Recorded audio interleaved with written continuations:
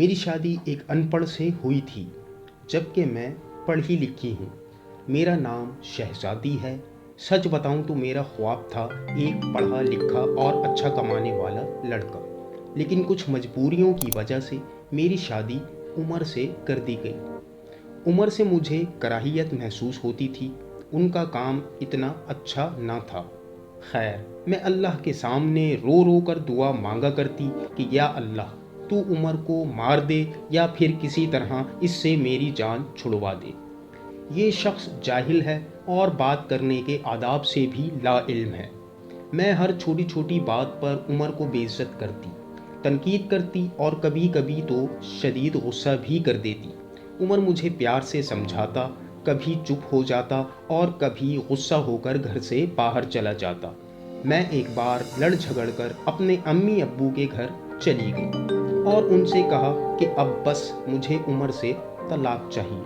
والدین نے مجھے بہت سمجھایا کہ بیٹی یہ فیصلہ مناسب نہیں، وہ ایک شریف اور نیک لڑکا ہے، وہ بیچارہ صرف پڑھا لکھا نہیں، باقی تمام عادات و اطوار تو اس کے اچھے ہی ہیں۔ والدین نے مزید پوچھا کہ کیا کبھی اس نے تم پر ہاتھ اٹھایا یا گالی دی ہو، لیکن میں تو بس طلاق ہی لینا چاہتی تھی، سو میں نے جھوٹ بولا کہ وہ مجھے خرچہ نہیں دیتا۔ والدین نے عمر کو بلوا لیا، وہ میرے سامنے بیٹھا تھا۔ میرے والدین نے عمر سے پوچھا کہ عمر، آخر تم شہزادی کو خرچہ کیوں نہیں دیتے؟ عمر بابا سے مخاطب ہو کر بولا، انکل جی، میں جو کچھ کما کر لاتا ہوں، سب اخراجات نکال کر جو بھی بچتا ہے وہ سب میں شہزادی کو ہی دے دیتا ہوں۔ وہاں میرے چچا اور تایا سب موجود تھے۔ میں نے فوراً عمر کی بات کاٹتے ہوئے کہا کہ واپس صرف میں ایک شرط پر ہی جاؤں کہ مجھے ہر ماہ 30,000 روپے چاہیے۔ عمر خاموش ہو گئے، سر جھکائے بیٹھا تھا۔ میرے چچا بولے کہ بتاؤ عمر، کیا تم 30,000 روپے خرچہ دے سکتے ہو؟ وہ کچھ لمحے خاموش رہا اور پھر میری طرف دیکھنے لگا، پھر ایک لمبی سانس لیتے ہوئے بولا کہ ہاں، میں شہزادی کو 30,000 روپے ہر ماہ دینے پر راضی ہوں۔ میں نے عمر کی یہ بات سن کر دل ہی دل میں اسے برا بھلا کہنا شروع کر دیا۔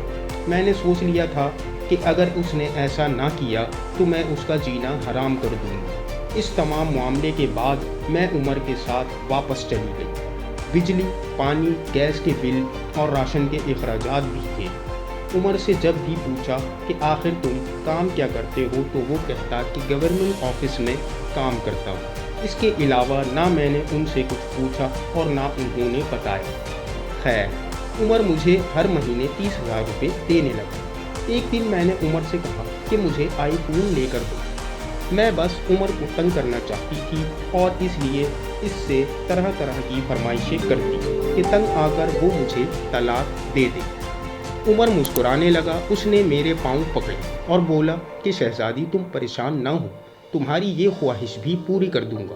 تم بس مجھے چھوڑ کر جانے کی بات نہ کیا کرو، تم جو بھی کہو گی میں کروں گا۔ میں کبھی کھانے میں مرچ زیادہ ڈال دیتی تو کبھی نمک۔ وہ تھکا ہارا کام سے آتا اور وہی کھانا کھا کر بے ہوشوں کی طرح سو جاتا، لیکن اس نے کبھی کھانے میں نقص نہیں نکالے۔ نہ جانے کون سا کام کرتا تھا کہ اتنا تھک جاتا۔ اس جاہل سے میں جتنی نفرت کرتی وہ اتنی ہی محبت کیا کرتا۔ شاپنگ کی غرض سے میں ایک دن اپنی دوست کے ساتھ شہر کے بڑے بڑے مالز جا رہی تھی۔ ہم ایک بس اسٹاپ کے پاس سے گزرے۔ اس وقت میری آنکھوں نے جو منظر دیکھا وہ دیکھ کر میں بے جان سی ہو گئی۔ وہ عمر جس سے میں بہت زیادہ نفرت کرتی تھی، جس کو میں جاہل اور ان پڑھ کہتی تھی، جس کو میں نے کبھی پیار سے کھانا تک نہ دیا تھا، جس کا کبھی حال تک نہ پوچھا تھا، جسے میں انسان ہی نہیں سمجھتی تھی، جسے میں قبول ہی نہیں کرنا چاہتی تھی، وہ عمر سر پر بوجھ اٹھائے کسی کا سامان بس کی چھت پر چڑھا رہا تھا۔ اس کی ٹانگیں کانپ رہی تھیں، پرانے سے کپڑے پہنے، پسینے سے شرابور، پاؤں میں ٹوٹی ہوئی چپلیں پہنے۔ میں مر کیوں نہ گئی؟ وہ میرے لیے کیا کچھ کر رہا تھا۔ اتنے میں ایک شخص اس سے بولا، اوئے، چل یہ سامان اٹھا اور دوسری بس کی چھت پر لوڈ کر۔ عمر کو شاید بھوک لگی تھی، اس نے رول کی ہوئی روٹی ہاتھ میں پکڑ رکھی تھی۔ سامان اٹھاتے اٹھاتے وہ روٹی بھی کھا رہا تھا۔ میں قربان جاؤں، میرا عمر میرے لیے کس درد سے گزر رہا تھا۔ میں آنسو لیے دیکھتی رہی۔ کام ختم ہوا۔ عمر وہیں ایک فٹ پاتھ پر بیٹھ گیا۔ اس کے اندر کتنی بے بسی سی تھکن تھی۔ سارا دن کام پر درد سہنا اور پھر رات کو میری کڑوی باتیں سننا۔ وہ حادثہ تھا یا اللہ کی مرضی، بس اس کے بعد میرا دل بدل گیا۔ میں اپنی سہیلی کو بغیر کچھ بتائے اور بغیر شاپنگ کیے ہی گھر واپس لوٹ آئی۔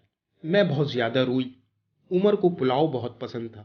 میں نے اس رات پلاؤ بنایا۔ پہلے جب عمر گھر آتا تو میں اس کو کھانا نہیں دیتی تھی، وہ خود ہی گرم کر کے کھا لیا کرتا تھا۔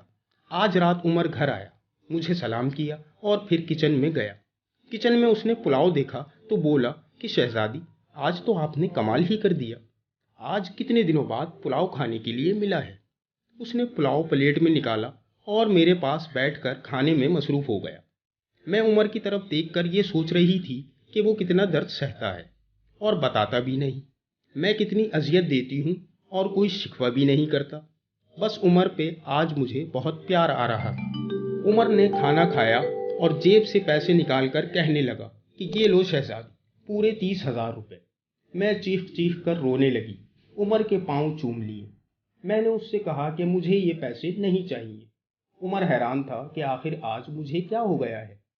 عمر نے میرا ہاتھ تھاما اور کہا کہ اگر یہ پیسے کم ہیں تو میں اور لا کر دے دوں گا، تم بس مجھے چھوڑ کر نہ جانا۔ وہ کہنے لگا کہ شہزادی، بہت بھولی ہو تم، بچھڑنے کے بعد خدا جانے کہ تم کہاں بھٹکو گی۔ میں بہت محبت کرتا ہوں تم سے، اس لیے تمہیں خود سے دور نہیں کر سکتا۔ میں عمر کے سینے سے لگ گئی۔ آج مجھے نہ آئی فون چاہیے تھا اور نہ ہی کوئی بڑا گھر اور گاڑی۔ مجھے اب دنیا کی کوئی خبر نہ تھی۔ آج سے میری ساری دنیا صرف اور صرف عمر ہی تھا۔ ہم عورتیں کس طرح آسانی سے یہ کہہ دیتی ہیں کہ جب کھلا نہیں سکتے تو شادی کیوں کی۔ بات بات پر تانے اور جھگڑے شروع کر دیتی ہیں۔ کبھی اپنے شوہر کا وہ چہرہ دیکھنا جیسے میں نے دیکھا تھا۔ میں سچ کہتی ہوں کہ اس ماحول میں ہم سانس بھی نہ لے سکیں جہاں ایک مرد اپنی فیملی کے لیے خود کو قربان کر دیتا ہے۔ جتنے پیسے شوہر کماتا ہے اسی میں خوش رہو، پیسہ ہی سب کچھ نہیں ہوتا۔ میں سچ کہتی ہوں کہ مجھے بڑی گاڑیوں اور اے سی والے محل میں وہ سکون نہیں ملا جو سکون عمر کی باہوں میں ملتا ہے، جو سکون عمر کا سر دبانے میں آتا ہے، جو سکون عمر کے لیے کھانے بنانے میں آتا ہے۔ ہم سفر کی بے بسی کو سمجھو تو صحیح، اس کی طرف پیار بھری نگاہ سے کبھی دیکھو تو صحیح۔ یہ یقین سے کہتی ہوں کہ آپ کبھی جھگڑا نہیں کریں گے۔ اللہ تعالی ہم سب کو سمجھنے کی توفیق عطا فرمائے، آمین۔ اپنی دعاؤں میں یاد رکھیے۔ فی امان اللہ۔